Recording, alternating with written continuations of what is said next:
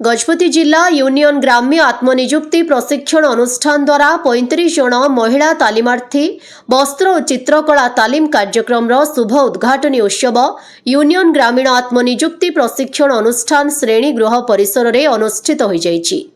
ଏହି 31 दिनिया तालीम कार्यक्रमटी स्थानीय यूनियन ग्रामीण आत्मनिजुक्ति प्रशिक्षण अनुष्ठान गजपति रे चालू रहिबो।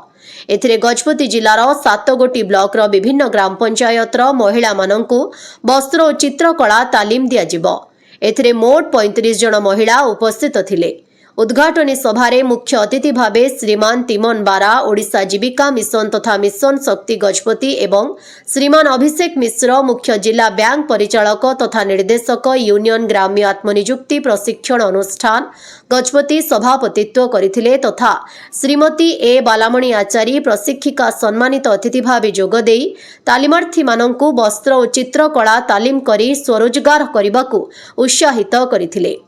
महिला तालीम प्रतिभागी माननकु भाषण माध्यम विभिन्न उदाहरण देई मनोयोग सहकारी तालीम प्राप्त होई भविष्यत रे उत्तरोत्तर उन्नति करबाकू परामर्श देथिले एवं समस्ते जेपरि भविष्यत रे निजे जणे स्वावलंबी भावे रोजगारीक्षम उद्योगी होई परिबे वरिष्ठ प्राध्यापक श्रीमान दिलीप कुमार तंती उपस्थित रही कार्यक्रम को सुचारू रूपे संपादना करथिले एवं अनुष्ठान रो प्राध्यापक तथा संयोजक श्रीमान प्रदीप कुमार दास उपस्थित रही समस्त अतिथि माननकु धन्यवाद देई सभा सांग करथिले। गजपति जिल्लारू टिकिली मांग रिपोर्ट खबर तरंग।